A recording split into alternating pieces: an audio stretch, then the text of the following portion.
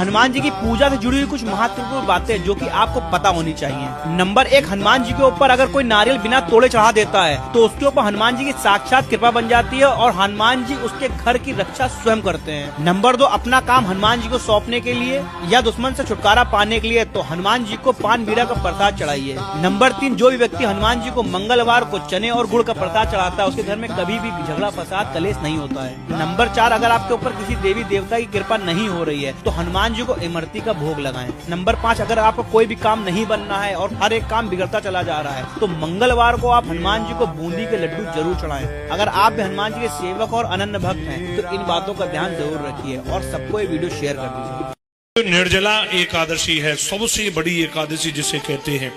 साल की सबरी एकादशी को, सभी एकादशियों के व्रत को करने का फल जिस एकादशी से प्राप्त होता है वह निर्जला एकादशी 25 जून को होगी। 25 जून को निर्जला एकादशी का व्रत रखा जाएगा जो कि ज्येष्ठ के महीने के शुक्ल पक्ष की एकादशी होती है, उसी को निर्जला एकादशी कहते हैं। तो साल की सभी एकादशियों के व्रत का फल देने वाली एकादशी 25 जून को निर्जला एकादशी का व्रत रहेगा, जिसे भीमसेनी एकादशी कहते हैं, जो भीम ने करी थी। भीम एकादशी, भीम 11 वह याद रखो, एक शादीशुदा स्त्री चाहो जितनी भी पूजा पाठ करे, व्रत रखे या भजन कीर्तन करे, लेकिन वो सच्ची धर्मनिष्ठ तब तक नहीं बन सकती जब तक अपने पति के 3 धर्म पूरे न कर लें। पहला, कभी भी किसी के सामने अपने पति को नीचा मत दिखाओ क्योंकि पति का मान ही पत्नी का गहना होता। दूसरा, पति की कमाई की कदर करो, चाहे कम हो या ज्यादा, उसे भगवान का प्रसाद समझकर धन्यवाद दो। तीसरा, हमेशा पति से मीठा बोलो। बात बात पे झगड़ा मत करो, कटु वचन मत बोलो, क्योंकि घर का सुख मीठे बोलों से ही बसता है। अगर आप सहमत हैं तो एक लाइक जरूर दबाइए, क्योंकि यही है एक सुशील नारी का सच्चा धर्म। बोलो जय श्री राम।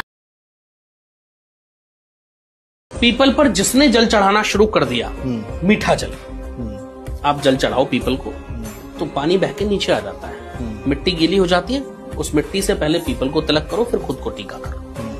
जिसने करना शुरू कर दिया उसकी आधी किस्मत तो वैसे ही पलट। जिस घर में लोग चिल्ला चिल्ला के बोलते हैं ना, उस घर में लक्ष्मी, रिद्धि और सिद्धि तो छोड़ो, भूत प्रेत भी रहना पसंद नहीं करते। जिन लोगों का आचरण अतिथियों के प्रति, आगंतुकों के प्रति भार लगता है, उस घर में कभी शांति नहीं हो सकती। घर को पवित्र बनाओ।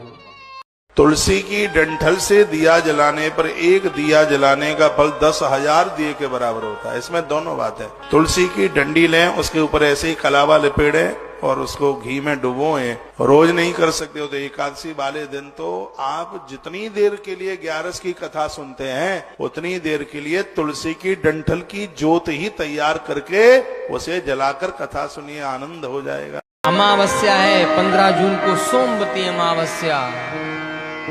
पूरे के पूरे 100 साल बाद ऐसा महासंयोग बन रहा है इस पुरुषोत्तम मास में। जिस नारी के संतान ना होती हो वो नारी भगवान विष्णु के आगे 33 घी की बत्ती जला करके रखे।